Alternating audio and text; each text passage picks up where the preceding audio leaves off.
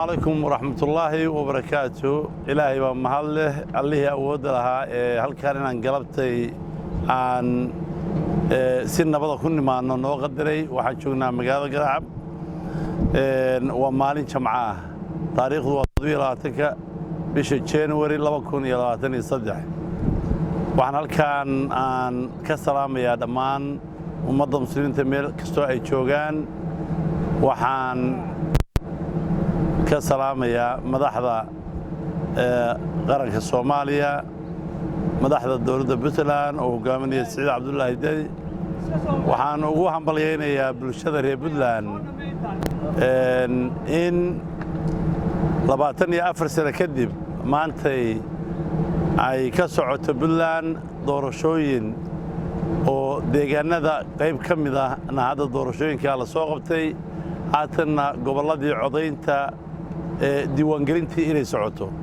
waxaan ka midnahay degmada Jariiban meelaha u diyaar garoobaya in ay doorashadaasi si nabad ah uga dhacdo runtii bulshadu ay u soo dhaweysay aad bay u taageertay oo u diyaar garoobayaan waxaan halkaan rabaa inaan baaq uga diro dadyowga sida kale u arka doorashadaas waxaan ugu baaqayaa dimuqraadiyadda iyo horumarku waxa debate iyo dood weeye qofkii doodda mid ka duwan qabana waa inuu miiska wada hadalka fariisto doodiisa inuu soo bandhigo laakiin qof walba waxaan oo reer Jariiban ah qof walba oo reer Puntland ah qof walba gobolka Mudug u dhashay waxaan halkaan baaq ka gaarsiinayaa in shacabka reer Puntland shacabka reer gobolka Mudug iyo kan degmada Jariiban kulli waxay u ooman yihiin in systemkii hore iyo qaabkii hore ee aan ku soo caanamaalay ee muddada Puntland ee horumarkeeda ku gaartay inay mar labaad Soomaaliya hormuud ugu noqoto Puntland inay ka uga guurto systemka asxaabta badan barnaamijka doorashooyinka degmooyinka oo haatan la og yahay waqtiga dawladdan u dhiman inuu yahay waqti ku filan in lagu qaban karo waxaan leeyahay qolyaha aadka fikirka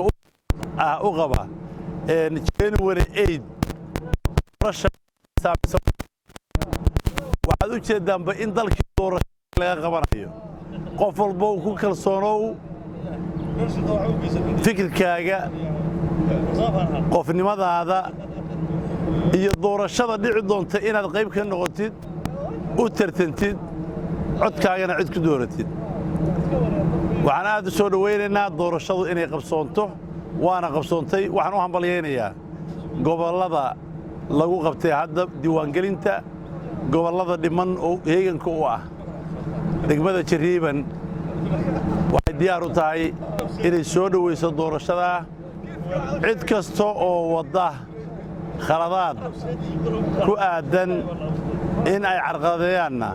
halkan waxaan baaq uga dareynaa ilmihiinna ubadkiinna future-kiinna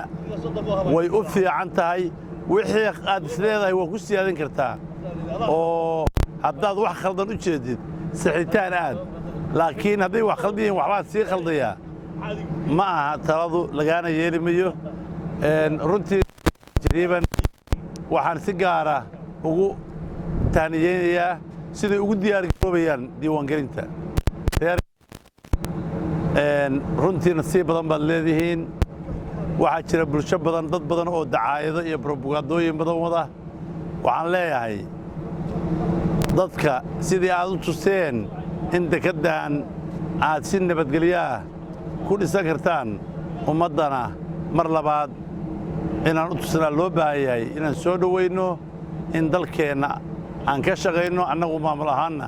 waxaan ku dadaalaynaa maalin iyo habeenba inaan ka shaqayno nabadgelyada horumarka wixii naga khaldan inaan saxno wixii noo saxna inaan qurxino aad iyo aad baan idin salaamayaa jamco wanaagsan meel kastoo aad joogtaan